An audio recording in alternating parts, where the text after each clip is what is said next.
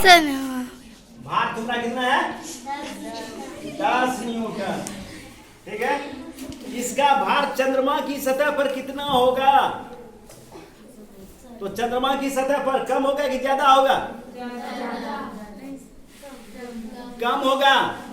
यहाँ के भार से चंद्रमा पर भार क्या होगा? कम होगा। तो इसी को हम लोग लिखेंगे, कहां पर भार है? पृथ्वी पर। इसलिए चंद्रमा पर भार, चंद्रमा पर भार क्या हो जाएगा? 10 न्यूटन। और कितना से भाग हो जाएगा? 6 से। अब 10 में भाग दे दो, 6 से 10 में भाग देना है 6 से। तो 6 का 6 कितना बचा? 4। यहाँ दशमलव, यहाँ 0 और 6 गुना 6 कितना? 36। अब फिर 4 0 6 गुना 6, यानी ये हो जाएगा तुम्हारा 1.66 न्यूटन। और इसको हम लोग लिख सकते हैं 1.7 न्यूटन। और इसको लिखते कि कौन सी रहे? लगभग, बस, या 1.7 भी लिख देंगे, कोई दिक्कत नहीं है। तो यही हो जाएगा इसका उत्तर। उत्प्लावकता से आप क्या समझते हैं? 8वां क्वेश्चन नंबर। उत्प्लावन बल। उत्प्लावन किसको कहते हैं? जब कोई वस्तु किसी द्रव में तैर रहा हो, अरे जब किसी वस्तु को किसी द्रव में क्या कहते हैं? डुबाया जाता है, और उसके सतह पर लगने वाले बल को ही हम लोग क्या कहते हैं? उत्प्लावन बल कहते हैं।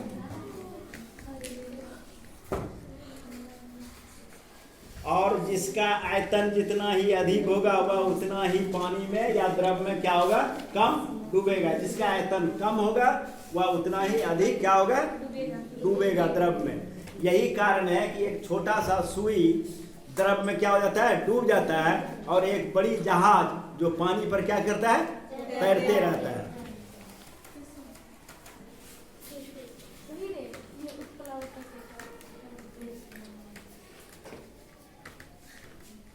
चलो तो 10 नंबर क्वेश्चन लिख लो फिर।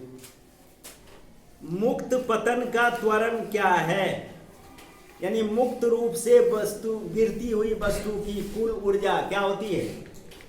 किसी भी जगह पर क्या होती है? एक समान होती है। इसका मतलब मुक्त रूप से गिरती हुई वस्तु का पतन जो हो रहा है, पतन का मतलब है गिरना, है ना? पतन का मतलब गिरना। जैसे आप लोग किसी को कहते हैं तुम्हारा जो है ना आजकल जो है पढ़ाई जो है पतन पर जा रहा है, इसका मतलब तुम्हारा पढ़ाई क्या होते जा रहा है? खत्म होते जा रहा है। तो त्वरण क्या होगा? एक समान होगा। समझ गए? यानी मुक्त रूप से, फ्री रूप से कोई भी वस्तु गिर रही है तो उसका त्वरण क्या होगा? एक समान होगा, यानी बराबर होगा। आर्किमिडीज, आप चलो 11 नंबर। आर्किमिडीज के सिद्धांत को लिखें। तो आर्किमिडीज का सिद्धांत क्या है? जब किसी वस्तु को किसी द्रव या गैस में पूर्णतः या अंशतः डुबाया जाता है तो उसके भार में एक क्या होती है? कमी होती है। और वह कमी उस वस्तु के द्वारा हटाए गए द्रव के भार के आयतन के बराबर होता है। और उसे ही हम लोग क्या कहते हैं? आर्किमिडीज का सिद्धांत। अगर तुमको पूछ देगा आर्किमिडीज से क्या समझते हैं, आर्किमिडीज ने क्या सिद्धांत दिया है, या आर्किमिडीज के सिद्धांत को लिखें, तो बस वही उसका क्या लिखना है? नियम लिखना है। या आर्किमिडीज के नियम को लिखें तो सबको वही लिखना है कि जब किसी ठोस को किसी द्रव में या गैस में पूर्णतः या अंशतः, पूर्णतः का मतलब पूरा, अंशतः का मतलब आधा डूबा है और आधा ऊपर। जैसे जहाज, बड़ी जहाज पानी में तैरती है तो कुछ भाग ऊपर रहता है और कुछ भाग पानी के अंदर, वो हुआ अंशतः। और कभी कभी ऐसा होता है कि नाव पानी में डूब गया तो चला गया वहां कहाँ? जमीन पर, तो वो हो गया पूर्णतः। किसी कॉर्क को अगर द्रव में डुबाएगी तो वो तैरते रहेगा, लेकिन कुछ ना कुछ भाग उसका द्रव में क्या रहता है? डूबा हुआ रहता है, डूबा हुआ रहता है ना। और किसी पत्थर को ले लो, पत्थर को द्रव में डुबा दो तो क्या होगा? बेचारे डूब जाएंगे, वो पूर्णतः हुआ। तो अंशतः का मतलब है कि आधा द्रव के ऊपर और आधा द्रव के नीचे, इसी को हम लोग कहते हैं अंशतः, है ना। और जो पूरा का पूरा डूब गया उसको हम लोग कहते हैं पूर्णतः। तो यही कारण है कि जब किसी ठोस वस्तु को किसी द्रव या गैस में पूर्णतः या अंशतः डुबाई जाती है तो उसके भार में एक क्या होती है, कमी होती है, जो उस वस्तु के द्वारा हटाए गए द्रव के भार के आयतन के बराबर होता है। और इसे ही हम लोग क्या कहते हैं, आर्किमिडीज का सिद्धांत कहते हैं।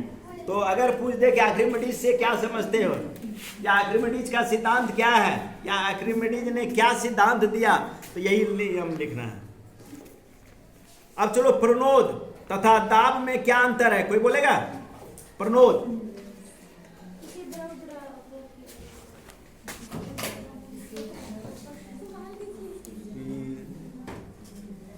सारा आएगा यहाँ। अरे आओ, प्रणोद किसको कहते हैं, कोई भी आओ यहाँ। प्रणोद किसको कहते हैं? उधर से बोलो, इधर से बोलो। किसी वस्तु को इकाई क्षेत्रफल पर की ओर लगने वाले बल को प्रणोद कहते हैं। अरे सही है। द्रव द्वारा। हाँ, किसी वस्तु पर द्रव द्वारा इकाई क्षेत्रफल पर लगने वाले बल को क्या कहते हैं? प्रणोद कहते हैं। और दाब क्या रे? इकाई क्षेत्रफल पर लगने वाले। हाँ, और दाब किसी वस्तु के इकाई क्षेत्रफल पर द्रव के द्वारा लंबवत लगने वाले बल को हम लोग क्या कहते हैं? दाब कहते हैं। अरे